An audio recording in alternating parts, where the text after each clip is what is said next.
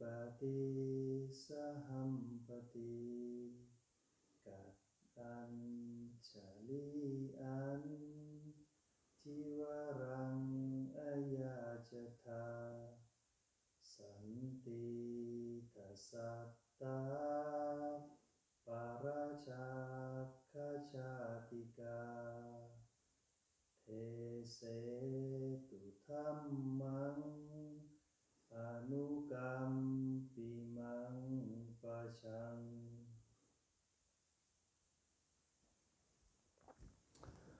นะโมตัสสะภะคะวะโตอะระหะโตสัมมาสัมพุทธัสสะนะโมตัสสะภะคะวะโตอะระหะโตสัมมาสัมพุทธัสสะนะโมตัสสะภะคะวะโตอะระหะโตสัมมาสัมพุทธัสสะบุญทังธัมมังสังฆังนะมัสสามิ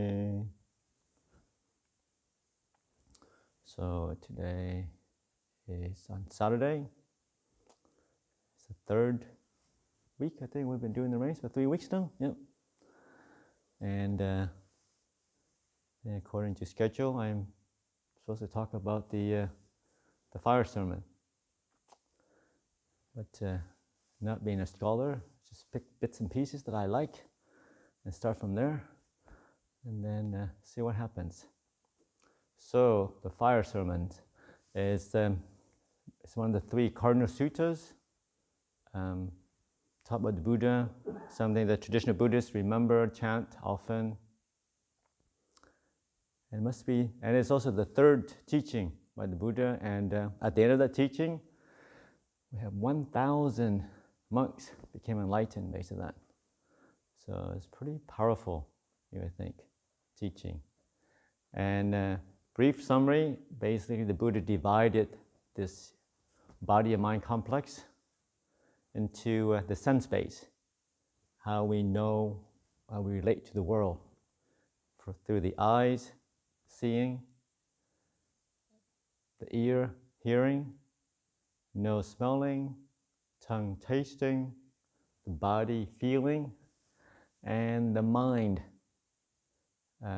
knowing.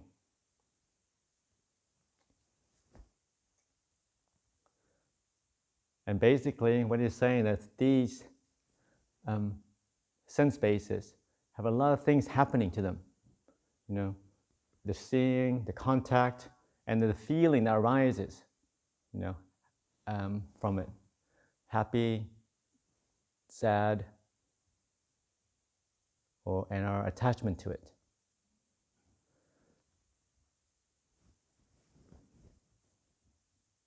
And because of these contact, because of the feeling that arises from them, that we go out, we crave, we want to experience things. But he says that these sense contact, well, a lot of people think, you know, tasting food is good, seeing beautiful sights is great, listening to good sound. But pleasant objects obviously increases our greed. And then unpleasant objects increases our irritation and anger.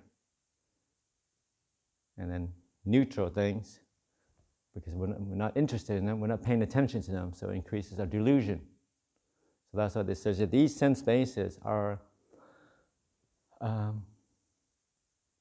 causes for suffering, for stress, for increase in rebirth, for increasing in it's burning with birth, old age, sickness, and death. Because we experience these sense bases, we get attached to them, and we will continue to be reborn into the sense spheres. And it's through turning away from these disenchantment that we have some peace.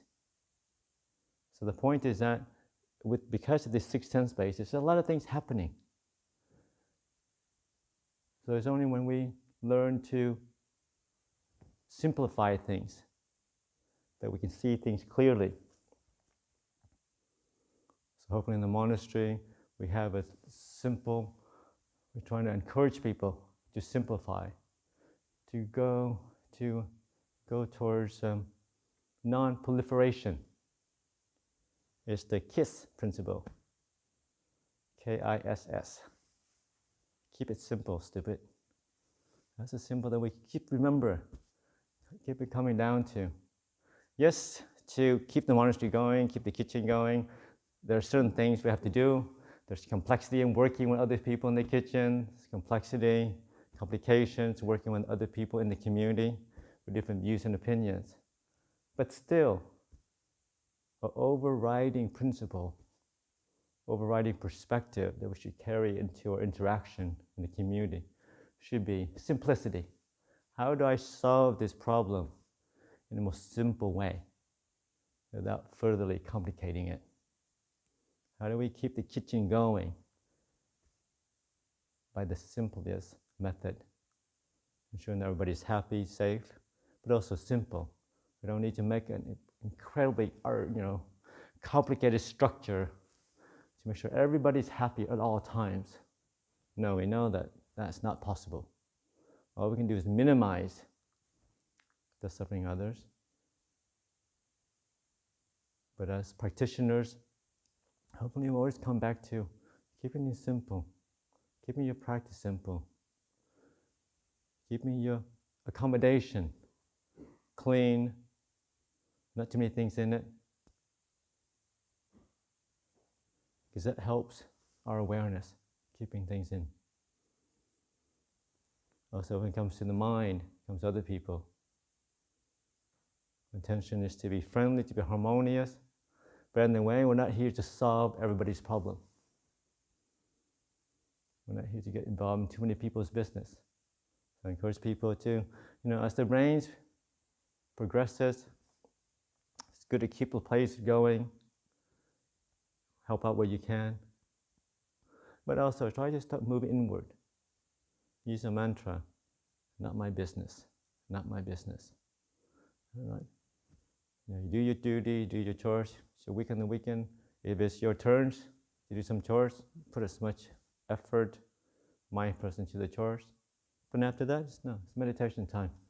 I'm going to keep things. Hopefully the kuti is wrapping up, so hopefully that's a lot less happening. So going forward, it's just bits and pieces to keep it going. So we're trying to start to dampen things down. Talking less. You don't need to share so much stuff. We keep it the principle of, this is a good time to introduce the 3 questions you should ask yourself before you talk. Before you say something to another person, you should ask yourself, is this really important? Do I really need to say this? If it's no, then I just say that for some other time. If it's yes, you ask yourself another question. Is it really, really important for me to say this? If it's no, then you don't say it. You keep for another time later after the rains. If it's yes, you ask yourself the 3rd question. Is it really, really, really important for me to say this? By then, they'll be gone anyway, so you don't have to say anything. So the point is, really, we all should be trying to keep noble silence, not something that you do as a special practice. This is the rains. We don't have to be friendly. We keep friendly attitude to each other. There's no need to check in everybody, how they're doing, how they're going. We can be in the same space and have this kind of, an attitude of friendliness without breaking into speech. Because that keeps it simple. Once you say things, it triggers another person's proliferation. They got to say something back. And then, even a simple conversation starts to bounce around people's head when they go back to their hut or when they're sitting down. So, in order to, as a gift to each other, offering the gift of silence, the gift of simplicity, the gift of space for people just to work out whatever it is they need to work out on their own without jumping in.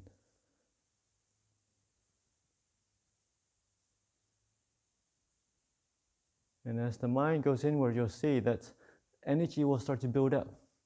We have a certain amount of energy, mental energy. If we allow us to go outward, it starts to deplete. It makes us more tired. But if we hold it in the beginning, may not be used to it, maybe a bit uncomfortable. As you hold this mental energy in, just hold it in, not allow it to leak out with too much thinking, talking, planning. It starts to build up. The mind becomes brighter. When it's easier to meditate, easier to sit, easier to keep to yourself. And there's a natural sense of well-being that starts to bubble up. That we don't need affirmation from other people. We don't need people, this approvals they hit from the social situation. We know that, things are fine inside ourselves. There's a confidence, there's a happiness that's not related to external circumstances. Their internal confidence of peace, of stillness, of the Dhamma working. But it does take time, and this is where sense restraint comes and it's helpful. We do need to restrain the external outflows initially. Then allow the restraint, allow the energy to build up naturally. But it's kind of a balance, something that you restrain gently, not a forced willpower of shutting things down. So that's why I was going to encourage people not to do any super special practice without checking with me first. Because it's something that we shouldn't have to do all the time. Restraint is normal. Keeping talking a little bit. But we have a tendency to either go extreme, talk all day long, and then want to go to noble silence, and then when you get off, you talk all day long again. It's just like interacting, but being restrained. Knowing when to talk little. Not having to go back to extreme and back and forth. And it's a refined practice of knowing, just how much is enough. Sometimes you have to explain, and you're in the kitchen, explain the chores, you have to talk more. Other times you don't have to. So what's just the right amount. And it takes, mindfulness. It takes care, it takes wisdom to kind of keep the practice alive and going.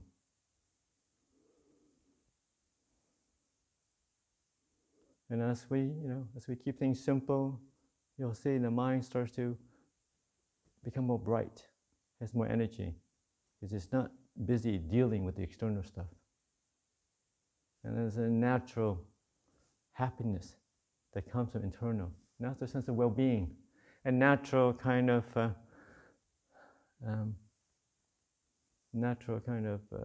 intention of harmlessness, well-wishing that comes out. That's the thing I remind people, metta. We like to have metta towards other people, but it's not something that you can will up. It's not something you conjure up from thin air. You can't. It's not inside you. You can't share what you don't have. So the best way of having metta with people is to have to try to generate that internally first, and then that once you're happy, sense of well-being starts to come together, then those things start to radiate outward naturally. Not something that you have to consciously do all the time. It's just a natural thing. When you're happy, you just want to share that. It just flows out of your body and your mind naturally. And people can see that. So as we move towards the rains retreat, hopefully we're moving towards simplicity, towards more quiet solitude, towards non-proliferation, non-complication, move towards more internal, more moving inward to the present moment. Just being here, happy just to be in the present moment, happy just to be in the forest, happy just to be doing a bit of sitting, walking meditation, not having to distract ourselves with other people, with socializing, happy just to be with other people in the same room, without having to interact.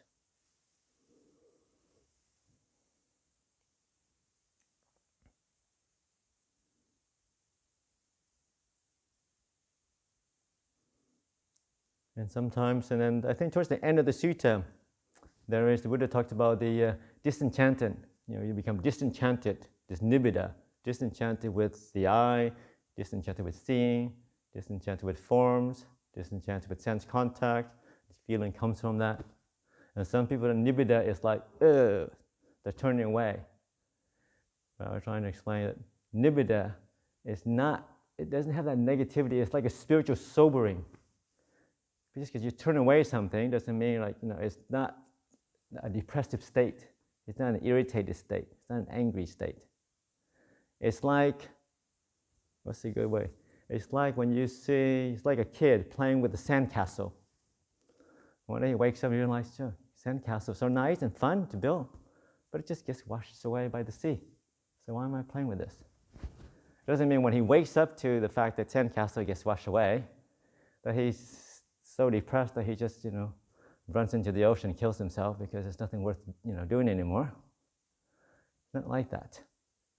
It's like when you wake up, you realize, okay, I'm playing with the sense world. Seeing, touching, smelling, tasting, hearing. I'm playing with relationship. I'm playing with jobs. I'm playing with building things in the external world. They're like sandcastles. They're just going to get washed away eventually.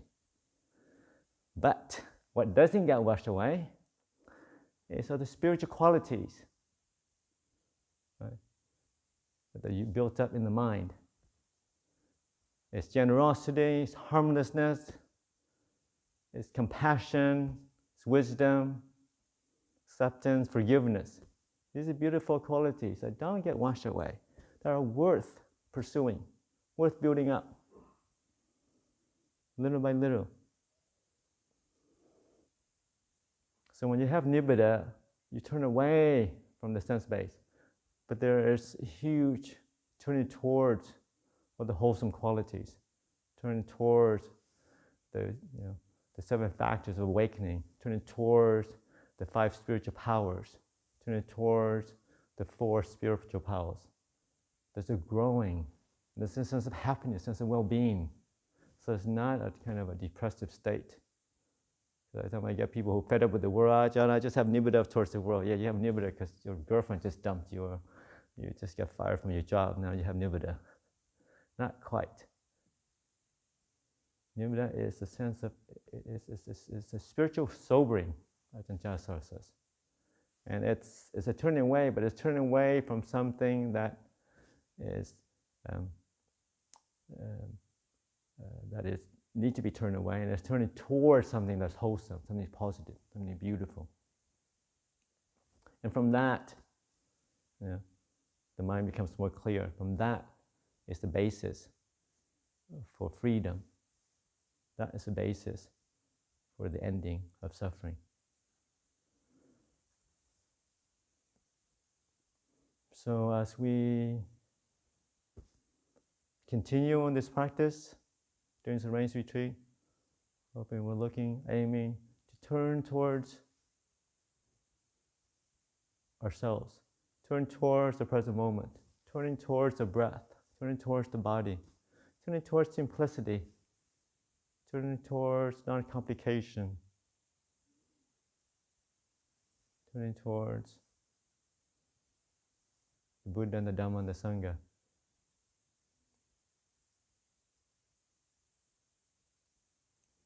But it is the gradual process. Hopefully and it's an act of balancing.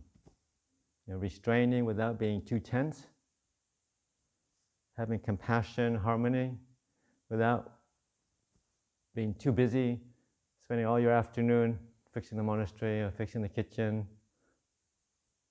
It's knowing balance, and that's something that we, each one of us, need to work for ourselves.